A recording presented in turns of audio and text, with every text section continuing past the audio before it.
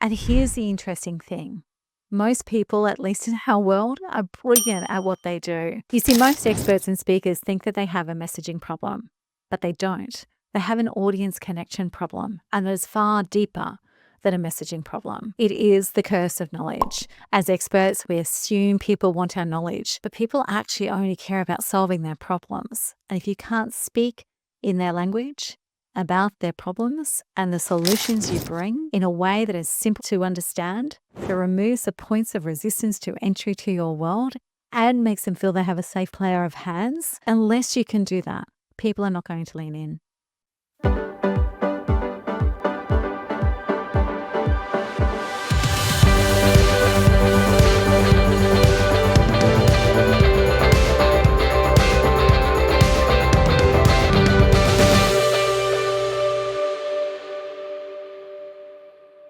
Well, 2025, you are a sheer delight and full of incredible surprises so far. Wouldn't you agree? And one of those surprises for me is not global events, the tropical cyclone about to bash its way through the place where I live, the political unrest, the shift in global power, the broken systems, the cost of living, all those sorts of things. That is not the greatest surprise for me. One of the greatest surprises for me so far this year is something that should not exist anymore in this space. And that is that clever people are not getting the traction they want because they are still truly failing to put themselves into the world, the minds, and the hearts of their audiences. In the last 10 days alone, it has blown my mind just how many times someone has reached out to me with a challenge. Not enough work, not the right stages, not enough revenue, not the right clients, no traction, not enough traction. And when I jump into their collateral and their positioning, I immediately see what is wrong. They sound amazing, and as content writers, their content and their positioning hits the mark. But the problem is, none of these people are or should be content writers. They are clever people and experts driven to make a difference who are talking through the lens of their expertise. Some have made it to the next level and have identified the problem and the solution they deliver, not just the expertise that they hold. But the bit that's still missing, they are not removing points of friction. They are not moving resistance. They are not simplifying, making sense, and making safe. Now let's talk about this at a slightly more granular level, because it's not just that people aren't getting their message right or clear. In fact, most people will tell me my position and my message is clear. It's that they aren't putting themselves into their audience's shoes at all. They are speaking from their expertise and their perspective and what they think is valuable. But here's what's going on. And I'm going to give you a number of different scenarios now to set the scene for you. There is the leadership speaker that no one is booking or not booking enough.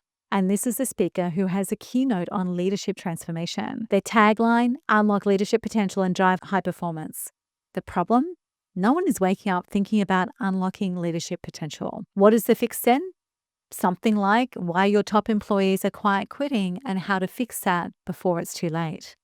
And what's the shift I'm describing? Instead of selling leadership, you are speaking directly to the pain point, keeping decision makers up at night. If you cannot speak to what keeps someone awake at 2 a.m. in the morning, chances are you are not going to be bought. The second scenario is a consultant who can't convert high-paying clients. And this is a business consultant who has a proven track record of scaling companies to 8 and sometimes 9 figures. They market themselves as, I help businesses scale faster. The problem? It's too broad. Scaling isn't the urgent problem. Cash flow, bottlenecks, client retention are. The fix? Simply say, struggling with cash flow at 5 million, here's how to break through to the next growth phase. So when it comes to a keynote title, it's slightly repositioned. Struggling with cash flow at 5 million, let's walk you through the 3 simple steps to break through growth plateaus. The shift is that instead of positioning around success, you're positioning around the problem that your ideal client is actually feeling right now. The third scenario is the wellness expert who isn't selling out their retreats. And this is a health coach who runs wellness retreats for executives. Their offer is a luxury wellness retreat to reset and recharge. The problem? Stressed out executives don't think they can afford to step away. The fix? Why burnout is costing you more than taking 3 days off and how top executives recover fast. The shift is instead of selling the solution, you are first reframing the audience's belief about why they need it. Now, this is talking into topics or products that you might have behind what you do on a stage. But trust me, in amongst this is the keynote title and position that you're going to need. Then the next scenario is the AI expert who can't get traction, which seems crazy in this era, doesn't it? But this is for the speakers who want to book gigs teaching business how to integrate AI into their workflows. They may position their talk as AI is the future. Here's how to leverage it in your business. The problem? Most of the audiences aren't ready for AI. Go and do the research. The stats are startling. They are resistant and they feel like it's going to overwhelm them further. So what can the fix be? Simplify it. I said the earlier bit, simplify, make sense, make safe. So the simplified positioning is how to use AI in 10 minutes a day, even if you don't know where to start. The shift with this is instead of selling a future state that they can't really relate to, you create a simple entry point that removes points of resistance. And then the last scenario I'm going to walk you through is a sales trainer who struggles to book corporate clients, a sales expert who has a high-performing sales background and teaches high-performance selling techniques that have a proven track record. Their pitch is usually something along the lines of master the art of selling and close more deals. But the problem is companies aren't hiring for better sales skills. They want better revenue results. And so the fix could be as simple as this. While your best sales reps are underperforming and what to do about it before Q2. The shift in this is that instead of selling skills, you're selling an outcome that companies are desperate to fix. And this is why most speakers, consultants, and experts struggle, because it's not just about getting clearer. It's about getting closer to the audience, understanding their resistance points, their real problems, what would make them stop scrolling, lean in, and say, that's exactly what I need. Now, this happened for me today, the day of recording this conversation, and not from a stage, but on LinkedIn. I stopped scrolling. I read an entire post. It got my attention straight away. I clicked into her profile and I binged her last 8 or 9 long-form posts. I've called her and left a message for her now to see if she will be interested in a project we have coming up, which will put her speaking on one of my stages. And for most of you listening, this is not happening for you, but it is happening for us. And here's the interesting thing. Most people, at least in our world, are brilliant at what they do. You see, most experts and speakers think that they have a messaging problem, but they don't. They have an audience connection problem, and it is far deeper than a messaging problem. It is the curse of knowledge. As experts, we assume people want our knowledge, but people actually only care about solving their problems. And if you can't speak in their language about their problems and the solutions you bring in a way that is simple to understand, that removes the points of resistance to entry to your world and makes them feel they have a safe pair of hands, unless you can do that, people are not going to lean in. And this is also where the proximity principle comes into play. The closer you get to your audience's real pain points, the easier it is to sell. And this is exactly why generic messaging fails. If your message can apply to anyone, it will resonate with no one. And the truth is, the harsh truth is that if you are not getting the results you want, no matter what you believe about your messaging and positioning, chances are you're still standing on your side of the bridge and the audience you need to connect to are still on the other side of the bridge. So then how do we change this? Well, I'm going to share with you a methodology that we use, and it's called the closer method. And that's actually shorthand for how to make your messaging hit harder and convert faster. Because this is actually what you're looking for.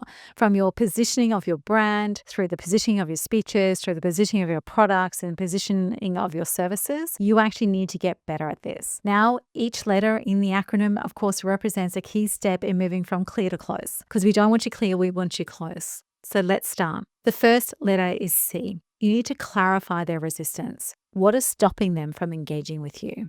So if you're talking about AI at an upper level generation such as Gen X or baby boomers, they resist AI because they think it will become overwhelming and it's simply not for them. The message can't start with, here's why AI is powerful. It has to start with, here's why AI isn't as complicated as you think. Now, obviously, that's not the words used, but that's the approach that you use and the tone that you use. So that's C. You need to clarify their resistance points. L is you need to locate the real problem. Now, in our world, if you're working with us, we do that by deeply unpacking Blue Apple strategy. If you've been listening to this podcast for a while, you've probably come across the Blue Apple in our earlier episodes. Those questions that we talk about in that are now part of a 3-part strategy piece. And this is foundational, and we do it before we do anything else. Because if you can't locate the real problem, you are never going to break through. People do not buy human performance. They do not buy resilience. They buy a fix to their most urgent problem. For example, your team is disengaged and productivity is slipping is closer than unlock peak human performance. Ask if your audience was ranting to a friend, what are the exact words they would use to describe their issue? And this is actually going to give you the key insights you need for the position you need to make. Your messaging may be clear about your expertise, but I can guarantee you it is not close to your audience, and that is because you have not located the real problem. So O is offer the simplest on-ramp. If the audience isn't engaging, then your on-ramp is too steep. Their ability to get moving with you is too hard. So if a corporate leader doesn't know they need trust training, creating a high trust culture might flop.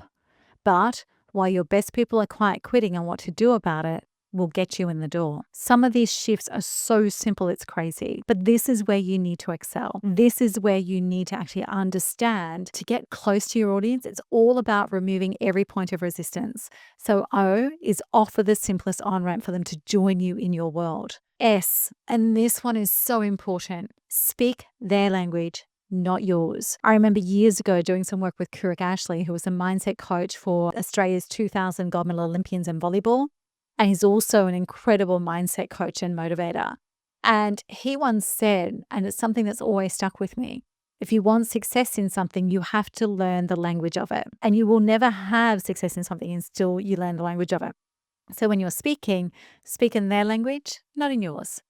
Most of us with subject matter expertise love to sound smart, but audience want to feel understood, not impressed. And for an example for this to bring it to life for you, instead of how to create a resilient team, say how to stop your team from burning out. So these are the kind of simple shifts that you can make. And these are not specific to your case, and I get that. I just want to open your thinking to what is possible with just taking your positioning, your messaging one step further. So instead of just clear, you are close to the people that matter, which is your audience. The E in closer is empathize with their urgency. What is happening in their world that makes this a must-fix problem? We are always talking about, well, how do we shift you from being a nice to have to a must have? Because to be very blunt, until we can identify that, you will have success, but you will not have breakthrough runaway success. And an example of this could be the previous executive trying to sell her consulting programs needed to be selling projects, right? So instead of consulting programs and instead of retainers, needs to be selling projects because corporate clients will prioritize projects when they need fast solutions. Where is the urgency point in amongst your audience? What is the thing that actually will get them to move faster because you're dealing with something that is urgent for them right now? So the E in closer is empathize with their urgency. And then the last letter is R. Reframe the opportunity. Once you've gotten closer to their plane, you can flip the script to show what's possible. I'm going to use, because it's everywhere at the moment, but AI. So the example might be that AI is scary. Flip that. Here's how to use AI in 10 minutes a day and free up 5 hours a week. Now, I understand that that's a lot more transactional than what a lot of the clever people listening to this podcast will be thinking that they need, but start somewhere. Instead of saying your team lacks resilience, say, here's how top leaders recover from setbacks faster than their competitors, and translate that then into your keynote. So many times we're trying to create a keynote title or positioning for our keynote, which is actually the content positioning or the expertise or knowledge positioning. So your team lacks resilience is a statement. Here's how top leaders recover from setbacks faster than their competitors is a content headline. You need to then take it one step further to this is how you're positioning your keynote. So I want you to ask yourself these 3 questions when it comes to getting closer. What is their number one resistance to this idea? And that's your audience. And if you're speaking professionally or to grow your business, you're being engaged by someone, it's also your event owners and managers. For example, AI isn't confusing, it's actually intimidating. And you have to overcome the fear of that before you get the opportunity to teach. What's the trigger moment that makes them take action? This is the second question to ask yourself. What's the trigger moment that makes them take action? So for example, people don't hire burnout speakers before burnout. They hire them when their team is quitting. They hire them when their productivity has fallen. They hire them when there's disconnect and broken relationships in their teams. You need to position accordingly to one of those points. What language? And the third question is, what language do they use? Not what you wish they understood. So for example, if your potential clients are saying, my team is drained, Don't market resilience training. Market how to get your team's energy back. Now, this is all part of the ecosystem around your positioning and your messaging. And it shows up in keynote titles and headlines and taglines.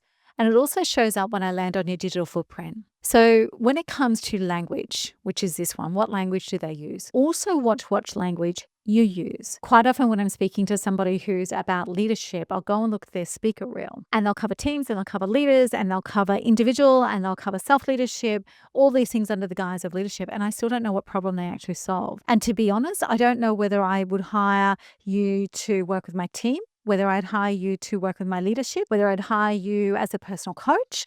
I don't actually know who you're speaking to because your language unwittingly divides your positioning. It erodes your positioning. There is so much I see of this. I mentioned as we opened this episode that also it's about making sense and making safe. So why would someone trust you to pay you? Why would someone trust you to engage you? Why would someone trust you to put you in front of their audience and actually trust you with their audience? What is it in your positioning that says that you're a safe pair of hands? And we talk about this frequently. Stand on the shoulders of the career that came before this. So many people, there was somebody that I looked at not long ago who has an incredible global career, and there's not a single thing on her website or her LinkedIn that draws attention to that. So how on earth does somebody looking at engaging someone like her know that the expertise and the insights that she brings to the table are truly global? We don't. So your positioning is multi-layered. You need to get close to your audience. You need to be able to show them that you can make sense of their problems. And you need to actually be able to show them that you can make things safe because that's about trust. Now, we could speak into this and share examples across all elements of positioning for weeks, from your keynote titles to your headlines as we land on your website, to the way you write your summaries, the way you write your takeaways, to the way you write full stop, your positioning and your content, your collateral. It is endless. And it doesn't matter who you are. This is one thing I know to be true. You risk falling into the clever trap. And the minute you step into the clever trap, you step away from your audience. The minute you step into the clever trap or towards it, you diminish your ability to be close to the audience. Go back to your messaging. As we close out today, this is my challenge to you. Go back to your messaging and ask yourself, where am I making assumptions? Ask yourself, if someone is landing in my world for the first time and they've never met me, what is missing from the information and the picture I've created for them? I want you to think about in retail days when retail was at its height. You know, the store owners or the company owners all would make sure, the good retail outlets would all make sure that at least once a week or once a month that they walked through a shop front as if they were walking in like a customer. And the reason they were doing that was because they were looking for what was missing. And we forget this, right? We forget this when we're putting our positioning and our collateral together. We make assumptions. And what that means is we create gaps. And in that, we are not close. We are not making sense of things. And we are not making safe for our people to buy. So where are you clear, but not close enough? Because being close to your audience is the only way to create an in-demand future that delivers exactly what you want.